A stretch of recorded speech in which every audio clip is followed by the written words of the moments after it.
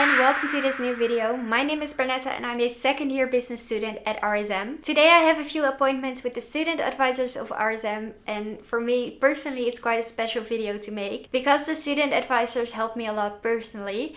I met with them 2 years ago because I was still in therapy and I also wanted to start my studies at RSM. So they helped me to combine my therapy and studies, and to be honest, the last 2 years have been really great to me, and without them I don't think I was able to come this far. So I'm really thankful for their help. I know they can help students with all kinds of things, so in this video I will show you everything they do for students.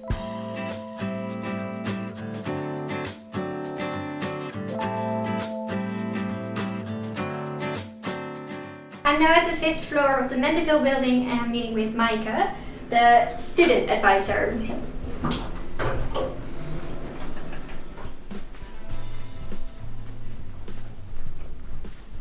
Hey Maaike. Hey Bernette, welcome. So Bernette, it's so nice to see you again. It's been a while. Yeah, I think it's so special to be here after 2 years again. Yeah, because I believe that we spoke at the start of your first year. Yeah, even before that. And now you're wrapping up your second year.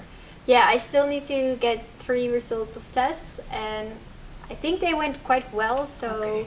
Fingers crossed. Yeah, fingers crossed, but I think I made it to the 3rd year. It's amazing because I remember that when we first spoke, you had some therapy going in the first fall semester. Yeah, I had to combine my therapy with my studies, so yeah, that's why I came to you. Yeah, exactly. And then we spoke about making a schedule. Yeah. And you did it. So that's amazing. Yeah, I must say, without your help, I don't think I would have come this far. It really shows how important it is that students approach us as soon as they know that there's something going on. As you had with your therapy, you knew that you wouldn't have all of the time in the world to study. And then it's very nice for us to see what we can do to support you there and think about possibilities for you to find your way in your study program, even with having quite a difficult personal situation on the side. Yeah. Yeah. I came to you in summer. When do most students come to you? This is actually a tricky one. Most students actually come to us at the end of their first year. Oh. To tell us about what happened during that whole year. And of course we are still very happy that they come to see us because that is the most important thing. But of course if students have stuff going on already at the start of their year, it's so important that they come to us right away, because we really love to think with them and see if there is anything that we can do to support them, to make them successful in that first year, even if there's something going on. One of the main things that we hear when students come to us at the end of a year is that they really wanted to try things for themselves. They didn't want to seek help. It feels like sometimes that's a weakness to them. Oh really? Yeah, really. I always feel like it's not weak to ask for help, it's just really brave. Exactly. But there are also students who have some special needs when studying, so who need some extra support. Like what kind of support? It could be students who have dyslexia or ADHD, for example. Oh, yeah, I have dyslexia. So did you file a request for exam facilities, like extra time? Yeah, I have extra time on my tests, so that's really helpful because I always need all the time. Yeah, exactly. So there are quite some students who might benefit from exam facilities, and then if there are more structural, more specialized care is necessary, then we have a specialized team at Erasmus University. It's called Studying with the Functional Impairment. Yeah. Oh, that's so nice. Yeah, I think that's great. So that's also a place for these students to find some extra information or some extra support. Okay, I see. So basically for anyone with any problem, issue or whatsoever is welcome to come to you guys. Of course. Thank you for helping me, and I hope Perfect. you can help many other students. I hope so too. It's so nice to see you again. Yes, thank you Maaike. You're welcome. The studio advisors are also there for students who are really ambitious. So today I'm meeting with Menno, and he has a consult with one of his students, and this student has his own company. So I'm really curious about this meeting. Hi Menno. Hi. Hi, good to see you. So you have an appointment today, right? Yes, I have an appointment with Thomas. He is a student entrepreneur. And he's here already? He is here. I'm ready to pick him up. Hi Thomas. Hi. Good afternoon. Good afternoon. Good to see you again. You too. Come over. How are you, Thomas? I'm doing well. My company is growing rapidly and I just signed some great new clients, so that's really nice. Oh, that's good to hear. But you came to see me today for an issue. Yeah, unfortunately I do have a problem. So next week I have a mandatory lecture that I need to attend. However, at the same time I also scheduled a meeting, an important meeting with one of my clients. Well, in general, you of course need to prioritize your studies. Did you try to rearrange or to reschedule? Yeah, so I called them and I asked to rearrange it, but it's actually the only day where all the stakeholders of this client are available. And also due to the nature of our contract, I need to have this meeting very soon with them. Okay. Well, what I could do is to contact your professor and to see whether you could skip this one lecture for one time. But it might involve an extra assignment for you. Is that any problem for you? No, that won't be a problem at all. I think in the days afterwards I can just schedule some time in to do it then. Okay. Well, what I do, I will send an email to your professor and ask him whether it is an option and what the extra requirements would be.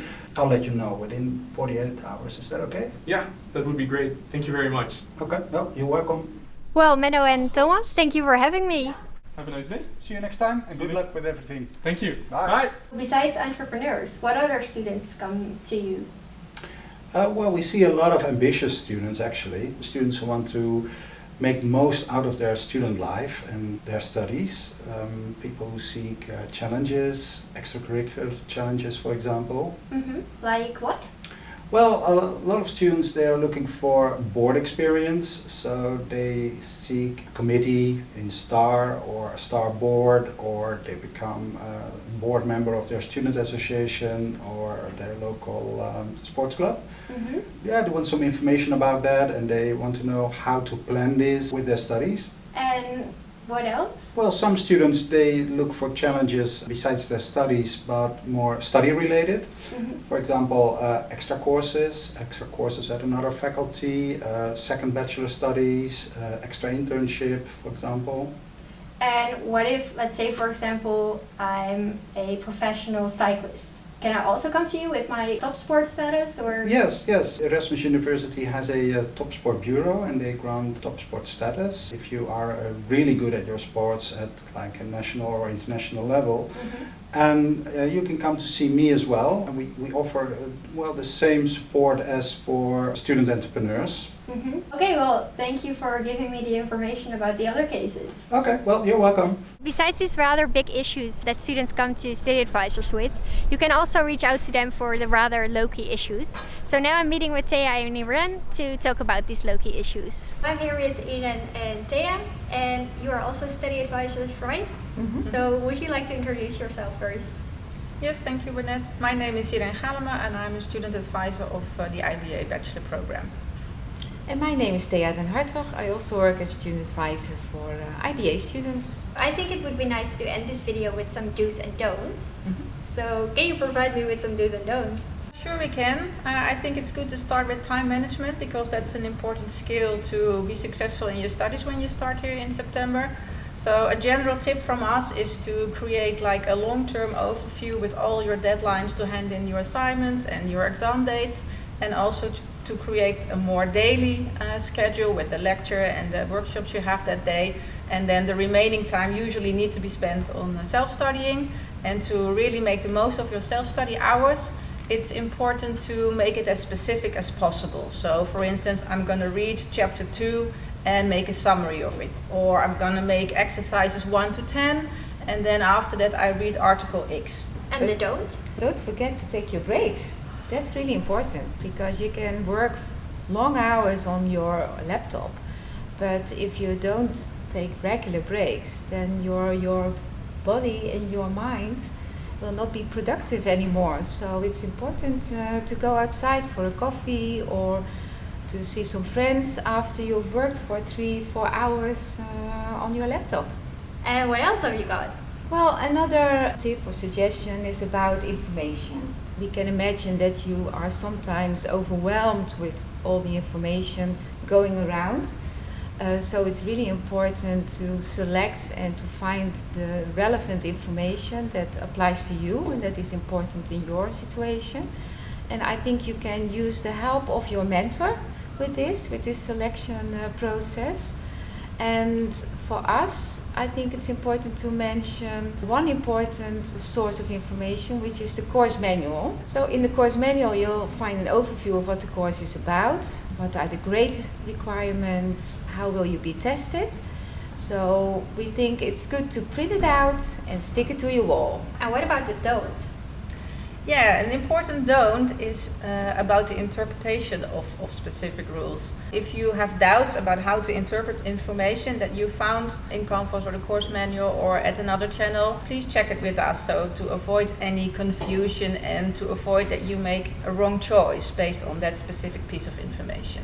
And the last do's and don'ts? Yeah, I think it's an important topic is your transition to RSM, because you're from another high school or from another educational institution and you're used to different rules or different setting. So once you come here, try to see it as a journey where you will meet new people, you will get new impressions, new way of studying. And of course you have your expectations, but sometimes they won't meet reality. And we hope you can be open-minded and just go with the flow. Really nice one. And the don't? And the don't put off the real studying until the end of term. So it's important to realize you cannot cram for an exam if there's so much material to study, and it's so much better to spread the workload over the weeks of a block, so that you can really divide the workload, because I think some of you were used in secondary school to start studying for an exam in the last week, just before an exam. Yeah, I'm quite familiar with that. But this tip is really handy for me because I used to start really late in my first year and that didn't go so well. So make sure you start in time, right? Yes, right. Thank you so much for the tips and tricks in the do's and don'ts. I will put the link of the website below this video. Thank you so much for having me, and I think it was really useful to hear about all this information. Thank you. Thank you.